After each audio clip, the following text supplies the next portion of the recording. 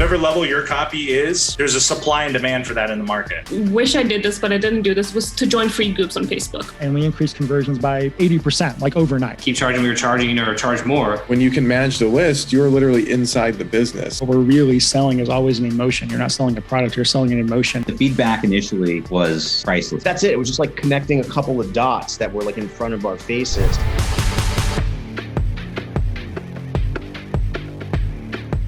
Being a copywriter these days has become synonymous with making money, freedom, and a flexible schedule. But what does it really take to be a successful copywriter? What are the steps that you need to take to make copywriting go from a side gig to living the life of a digital nomad, having the money and the freedom you craved when you started this journey? In order to be a successful copywriter that makes money, you need way more than writing skills. You need to know how to market your skills to the right people so you can get high-paying jobs. You need to network and grow your circle so you can get feedback and get better at your craft. You also need to know how to research and find topics that will give you the right hooks for your copy. There's Facebook groups, courses, and masterminds that can help. On today's episode of Uncensored Direct Marketing, I have some of the highest paid copywriters and offer owners share their secrets on how they got started and how they are now living the life that many of us dream. People like Andrew Contreras, who made millions of dollars by writing the best-selling Christian diet offer, The Shepherd's Diet, or Chris Haddad, who was running some of ClickBank's best-selling offers for years, Troy Ericson, who perfected email copy to now become one of the most sought-after list managers. Getting mentored by one of these experts would cost you thousands. Some of them don't even mentor anybody, to be honest. So don't miss this episode to hear how some of the best copywriters make money and how they went from zero to the riches and the freedom that they have today. If you check out the show notes below, I have full-length episodes with each of the experts featured on today's episode. So please check it out. And don't forget to like, subscribe, and share. If I was a decent copywriter and I had $100 in my bank account and I needed clients, if I was 100% confident and I knew I had like people who I knew were knowledgeable telling me my copy is really good, I'd be just asking those people, hey, do you have any copy I can do for free? Then and I would do them. I would literally be their coffee bitch, whatever they wanted, I would do just to learn from them. And then usually a job would materialize out of that. But if not, I would just start showing my copy to people. I'd go to an event. Maybe I'd go into debt a little bit. That's okay. I would cold email. I would reach out to people wherever, and the cream will rise to the top. Your income will go to whatever the market dubs it should be. What I mean by that is like whatever level your copy is, there's a supply and demand for that in the market. Wish I did this, but I didn't do this, was to join free groups on Facebook. So that would be the first thing, because that would help you network with the right people. And by right people, I just mean people that are genuinely wanting to work with you, that aren't trying to screw you over, aren't sleazy. And by joining these groups, you'll be able to, you'll notice it. You'll know which groups are better than others, which community is healthier. Some communities are toxic, like some are very, very toxic. How to get men and women emotionally involved. And I had written a letter at the time called Power for Home. And my client, Chris Fox, when he came to me, he had this letter, it was doing okay. And he offered me a piece of the offer, a small percentage of the offer in exchange for rewriting it. I rewrote it in a day and a half, basically put it out, and we increased conversions by 80%, like overnight. And the way I did that was by making it about a story. Like it went from being about, here's how you can save money on your power, to about a guy who was protecting his family, basically, like protecting his family from being at the mercy of the power companies and America's crumbling power grid and all that stuff. And there's a line in there where the story starts, where it goes something along the lines of like, if you're a man or even just have a heart, I know you can imagine the terror and the shame that I felt when my beautiful 5-year-old daughter walked into the room, her lips almost blue, and said, "Daddy, I'm cold." And the guy, the electrician we're talking about, was like 50. He has kids. I wasn't 50. I don't have kids even now.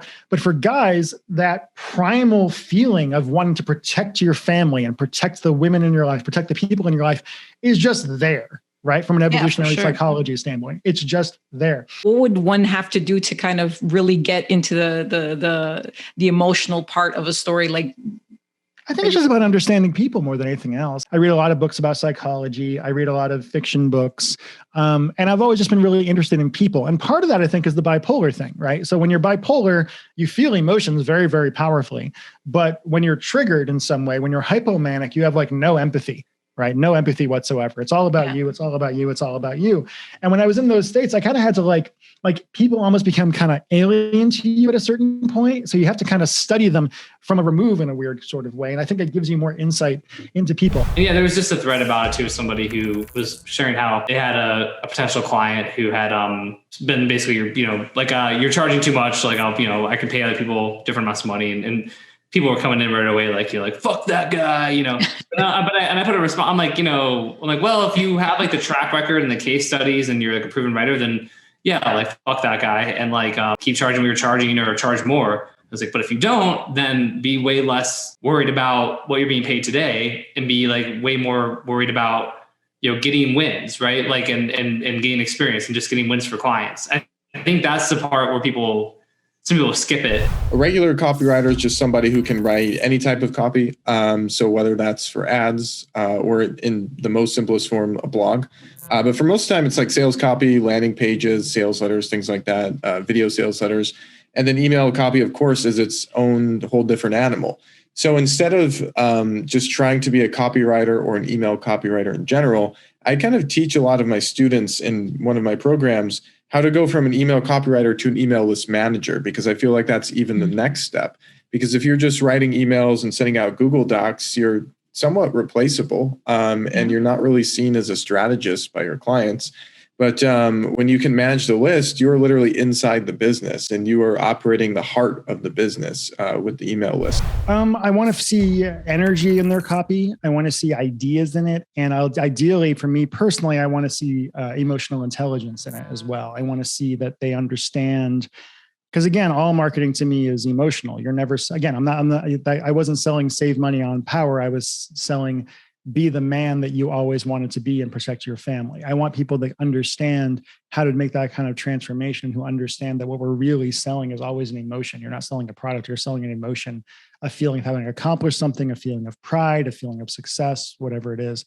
And also just, I'm thinking of one person in particular. I read their stuff and just thought, hey, this person is actually a good writer who could actually write some really cool stuff. So then we just started researching online, and I found this whole story about Dr. Sula Benet, who was an etymologist. She studied languages, and she wrote a book like 100 years ago that pretty much proved that cannabis was used in biblical times. So I said, well, the conservative market, they need a justification, right? This is hot, it's new, it's trending, and this market is untapped and they need a justification. Let's create a pitch around that idea. So that's it. It was just like connecting a couple of dots that were like in front of our faces. The reason that you've reached the conclusions that you've reached is that you've had, certain experiences that have led you to that conclusion, whatever it is, whether you've learned certain things, noticed certain things, spoken to certain people, whatever it is, you didn't come to this belief out of nowhere. And so one way of looking at marketing is taking your prospects through an abbreviated, accelerated version of that so that they can come to the same conclusion. So that's like one thought that I've had ever since we had that conversation. And actually, I've used that when I'm teaching marketing sometimes to people who are brand new. Like, it's a good way for them to start thinking about it. If I'm writing to Americans these days, like writing American copy, a word that I used to love using all the time is, this program, this product, this whatever trumps everything else on the market. I don't use the word Trump anymore, because as soon as you use the word Trump is like a word, copy liability, in the fact that you can't control the emotional imagery that person has just gone on. Like, Some people love him, some people hate him. It doesn't matter. I just avoid the word because I can't control at that moment the imagery and the emotional thought that the person, or the emotional experience that they're having linked to that word. So the feedback initially was priceless, because you don't know what you don't know, right? Like, so yeah, exactly. You've seen like other people at the time. I saw like these copywriters, that were, it's kind of funny. Like at the time there was like guys like, I think Haddad, were kind of like some names you would hear, like, oh, he's a great copywriter, blah, blah, blah. And, and I was like, wow, how do I get to that level? And it's like, well, coaches, which is another side note. It's funny, like nowadays, like I'm partnered with Haddad on something. So it's interesting to see it kind of come full circle. I was like looking up to him and now we're like working together. It's kind of cool. There's a lot of resources out there on how to get better at copywriting, what groups to join, how to get information, and so forth. What I've done is I've interviewed each of the people that are featured on my episode today, and I have a full-length episode with each of them that you can check out in the show notes below. This will fast track you into getting the information from the real experts, so don't miss it. I hope you enjoyed today's episode, and please don't forget to like, subscribe, and share for more amazing content. Have yourself a great day. Hope you found today's session valuable. If you have any questions for me or just want to connect, please feel free to visit my website, mariasparagis.com. That's mariasparagis.com. I'd love to hear what you're working on, so drop me a line on any hot button issues your business is experiencing. And remember, don't worry about failure. You only have to be right once.